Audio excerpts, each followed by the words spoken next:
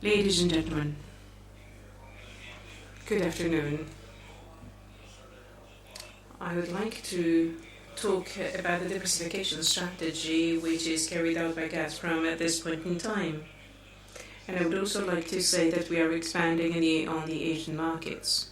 Before doing so, let me thank the president of the Grupo Intesa São Paulo, who at the beginning of this forum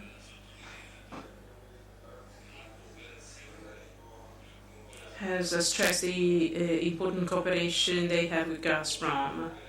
I'd like to dwell on this concept to say that given the present context of sanctions, we see that many European banks are behaving in an inappropriate manner. I'll try to explain myself. Despite the fact that grants from Gazprom is not being imposed sanction against, at times payment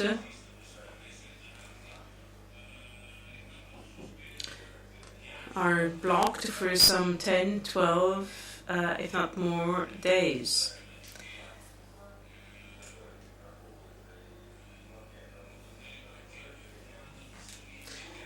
So there are services prevailing within banks that make our life difficult at times, and I'm very pleased to say that against this backdrop, there are banks that are more client-centered, and Italian banks are certainly amongst those.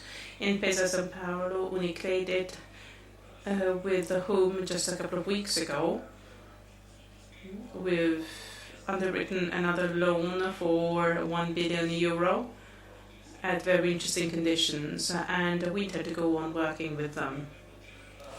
I'd like to draw your attention on the fact that my presentation entails a number of forecasts, so whatever I say is apart from facts are just but forecasts. So Gazprom is a diversified company. We are number one among the public companies when it comes to extraction and deposits. Gazprom controls 70% of the world gas deposits. Last year, we produced 8.9 billion barrels of oil equivalent per day. We produce high liquid hydrocarbons equal to 4.4 million barrels per day. The companies of the Gazprom Group is the largest company for electric generation with installed power of 39 million gigawatt. Suppliers to Europe have been made available for decades. The Gazprom as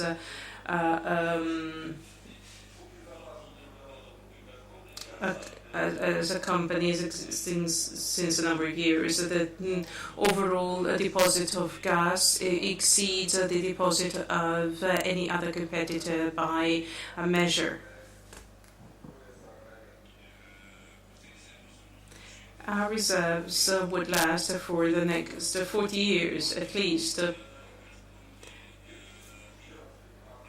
Gazprom is a top performer when it comes to financial data. 2013 saw us ranking third in terms of indicators such as EBITDA and in terms of cash flow and the liquidity, $17 billion. So seeing the collapse of oil prices, we anticipate a worsening of our performance, but we're going to stay tuned to our conservative policy so as to have some kind of financial buffer. Geographically speaking, we intend to diversify our business. Our top performing market in terms of the generation of cash flow is indeed Europe. Even though, as of late, the plans for further development see an important role being played by Asia and China most importantly. This is further confirmed by the supplies that are already underway by the negotiation with Chinese companies for export of hydrocarbons. After 2025,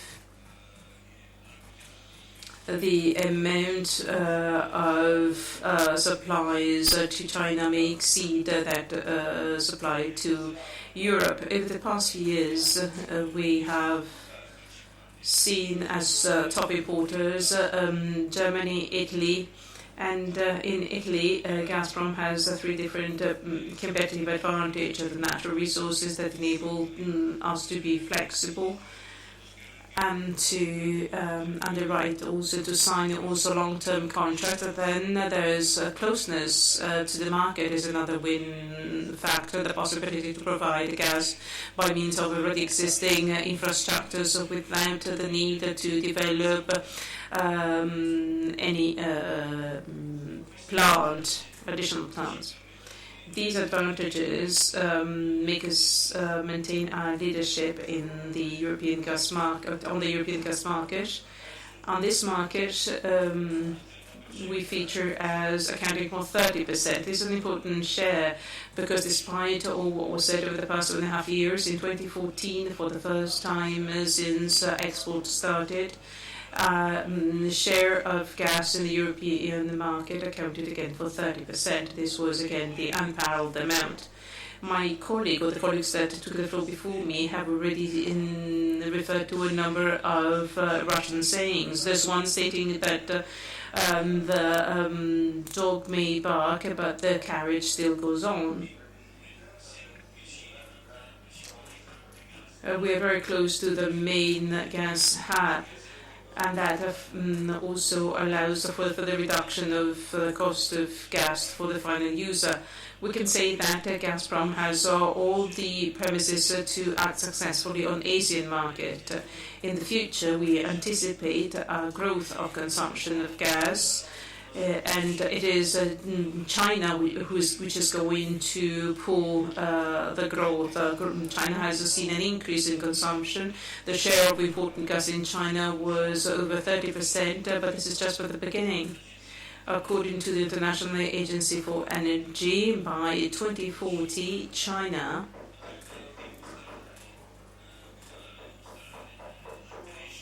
might still show a further growth in consumption, and I'm going to other figures. In the energy balance of Russia, gas accounts for 50%, while in China, this figure is slightly over 4%. This basically makes you understand how wide is the gap that China is suddenly willing to fill or bridge. The environmental situation in China is very difficult because they use a lot of coal power stations, so they have a high degree of pollution. Now, the increase in gas consumption will further contribute to reducing emissions, enhancing the environment, reducing the impact and the footprint on the environment. Now, to sum up, I would like to reiterate that Gazprom is the major gas supplier to Europe and has been such for 40 years already. Thanks to gas deliveries to Europe, we became the most important gas exporter worldwide.